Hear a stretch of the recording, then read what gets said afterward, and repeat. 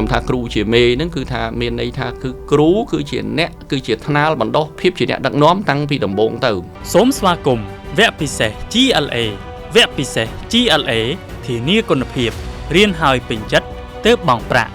រៀនវគ្គ GLA ដើម្បីដឹកនាំខ្លួនឯងដឹកនាំគ្រួសារនិងដឹកនាំស្ថាប័នទៅលើពាក្យថាគ្រូជាមេវិញបាទហ្នឹងទៅជាគ្រូជាមេវិញអញ្ចឹងកាលណាទៅជាគ្រូជាមេវិញគឺដោយសារខ្ញុំមិននៅក្នុងវិស័យអប់រំទេប៉ុន្តែឆ្លៀតថាជាការរំលឹកបន្តិចថាលោកគ្រូអ្នកគ្រូបាទសូមឲ្យគិតថាលោកគ្រូអ្នកគ្រូគឺជាមេដឹកនាំហើយមេដឹកនាំបឋមទៀតបាទមេដឹកនាំដំបូងហើយយើងមើលនៅក្នុងសង្គមយើងរាល់ថ្ងៃនេះលោកគ្រូអ្នកគ្រូប្រាប់ថាផ្ដាំមកឪពុកម្ដាយថាមើលជួយជួយបង្រៀនកូនផងហ្នឹងហើយបាទជួយណែនាំទៅនេះផងទៅនោះផងនឹងមានន័យថាត្រឡប់អាបន្ទុកហ្នឹងឲ្យមកឪពុកម្ដាយមកវិញណាបាទប៉ុន្តែដល់ពេលឪពុកម្ដាយពេលដែលយកកូនទៅដាក់សាលាហ្នឹងសង្ឃឹមលើគ្រូបាទថាខ្ញុំវាល្ងងមិនមានសមត្ថភាពបដៅកូនទេលោកគ្រូអើយហ្នឹងជួយបាទអញ្ចឹងសុំលោកគ្រូជួយផងហ្នឹងពីដើមរហូតដល់ថាទុកតែភ្នែកនឹងឆ្អឹងបានហើយកន្លែងណាក៏វាយបានដែរអញ្ចឹងបានគ្រូពីដើមវាយកុំតែវាយកូនគេដល់ខ្វាក់ភ្នែកឬក៏បាក់ឆ្អឹងត្រឹមមកវាយបែកឈាមវាយមកសបាយពីមុនតែគ្រាន់តែសម័យយើងនេះគេមិនឲ្យវាយទេតែប៉ុណ្ណឹងហ្នឹងហើយព្រោះគេមានវិធីអប់រំខុសគ្នាសម័យខ្ញុំរៀនវាយបែកថ្លើមដៃនេះអស់ហើយហ្នឹងឃើញគ្រូខ្លាចណាស់ម៉ែឪអត់ខ្លាចដល់គ្រូទេខ្លាចគ្រូជាងម៉ែឪឆ្ងាយហើយការងារបើថាម៉ែឪឲ្យធ្វើកិច្ចបានតែបើគ្រូឲ្យធ្វើមិនដែលហ៊ានកិច្ចទេហ្នឹងហើយអញ្ចឹងខ្ញុំចង់ថាមើលលោកគ្រូអ្នកគ្រូឃើញយើងជាម៉ែឪមានន័យថាជាមេហ្នឹងអញ្ចឹងរឿងខ្លះ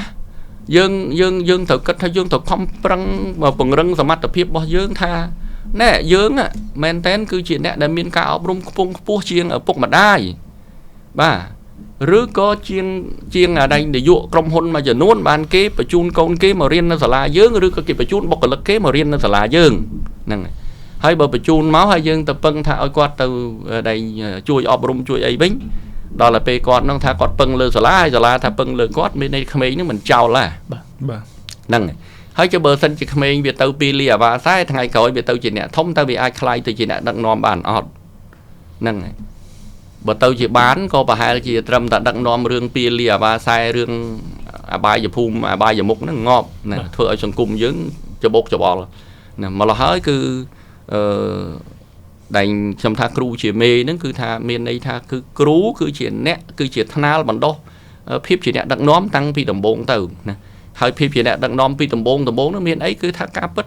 ក្រៅពីការអប់រំចំណេះដឹងគឺរឿងវិន័យរឿងចរិតមាយាទអីសពបែបសពយ៉ាងហ្នឹងគឺថាគ្រូពីព្រោះន័យមួយយ៉ាងទៀតថាឃើញទេម្ដាយតែមួយមានន័យថាគ្រូហ្នឹងគឺជាម្ដាយតែមួយម្ល៉េះហើយយើងគិតមើលលោកគ្រូអ្នកគ្រូមានឱកាសណាបាទមិនថាកូនអ្នកមានកូនអ្នកធំកូនអ្នកអីទេពេលដែលមកដល់សាលាគិតមើលលោកគ្រូអាចដឹកនាំបានទាំងអស់គ្រប់គ្រងបានទាំងអស់មានសិទ្ធិឃើញបាទមានសិទ្ធិឃើញទេអញ្ចឹងពេលដែលយើងមានសិទ្ធិអញ្ចឹងយើងត្រូវមើលខ្លួនឯងវិញថាតើការពិតអញមានសិទ្ធិនេះប៉ុន្តែអញមានចំណេះដឹងនិងបញ្ញានៅក្នុងការប្រើប្រាស់សិទ្ធិនឹងត្រឹមត្រូវអត់ហើយធ្វើឲ្យសិស្សដែលមកទទួលការអប់រំពីអញហ្នឹងវារីកចម្រើនក្នុងសភាពត្រឹមត្រូវអត់បាទសូមស្វាគមន៍វគ្គពិសេស GLA វគ្គពិសេស GLA ធានាគុណភាពរៀនហើយពេញចិត្តទើបបង់ប្រាក់រៀនវគ្គ GLA ដើម្បីដឹកនាំខ្លួនឯងដឹកនាំគ្រួសារនិងដឹកនាំស្ថាប័ន